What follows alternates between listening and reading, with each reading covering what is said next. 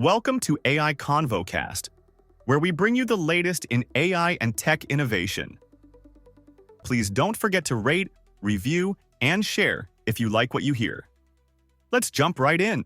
Today we will be covering 4 stories. NVIDIA's agent system hitting a perfect score on a tough reasoning benchmark, Anthropic opening up its most capable cyber model to enterprise defenders, NVIDIA's AI server prices climbing more than 15% thanks to a memory crunch, and a new safety scorecard giving frontier labs surprisingly weak marks on controlling their own models.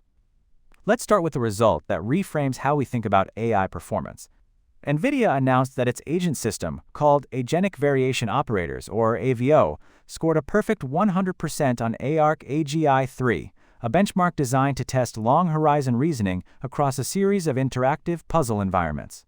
Here's the part that turns heads. The underlying model doing the reasoning was Claude Opus 5, and on its own, Opus 5 only managed around 30%.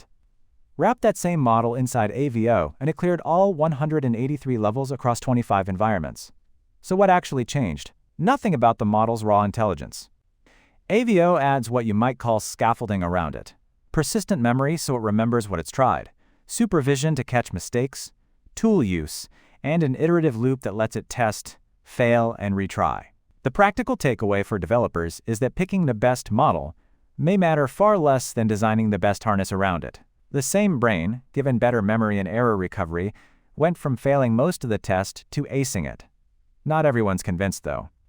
A skeptical response on Reddit pointed out that NVIDIA has a track record of aggressively optimizing for benchmarks, and this was the public ARC AGI 3 set, rather than a fresh, unseen evaluation. So the perfect score deserves an asterisk. Next, Anthropic is doing something clever with a genuinely dangerous capability. Claude Enterprise customers can now run security vulnerability scans using Claude Mythos 5, Anthropic's most capable cyber model. The scans return a list of vulnerabilities, severity and confidence ratings, and suggested fixes, and every patch requires a human to review it before anything ships.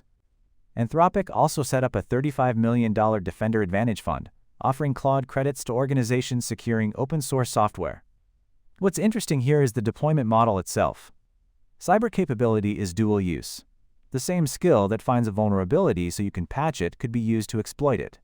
So instead of handing customers direct access to a powerful hacking-capable model, Anthropic gives them only the constrained outputs, the vulnerability reports, and the fixes.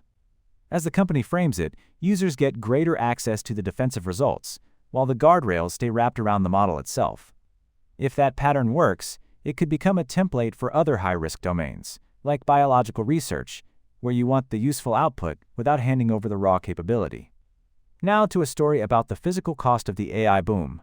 Some of NVIDIA's biggest customers have reportedly been told that AI server prices will rise by more than 15% on many configurations for systems shipping in early 2027.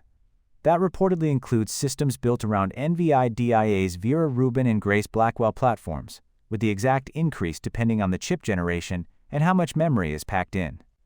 The culprit is memory. Suppliers like Samsung, SK Hynix, and Micron haven't expanded production fast enough to keep up with demand, and that shortage is now flowing straight into the price of a complete AI system.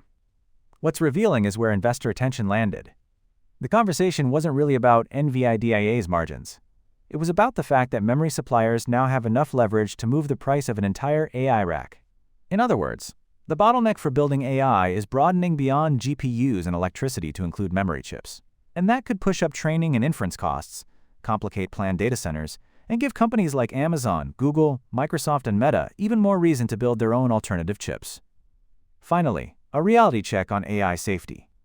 Guidelight AI Standards released a scorecard assessing Anthropic, OpenAI, Google, Meta, and xAI on how well they can actually control their models, looking at things like logging, monitoring, circuit breakers, and containment planning. The headline finding: no company scored above substantial partial implementation on any single practice.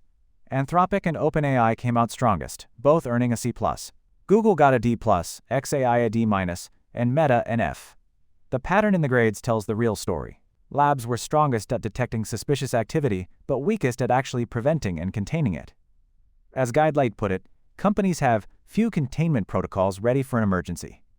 That matters more as AI agents start doing sustained autonomous work, because the important question shifts from whether a lab can test a model to whether it can interrupt, isolate, and shut one down mid-incident. One important caveat: the assessment relies only on publicly available evidence, so labs may be doing more behind the scenes than they've documented.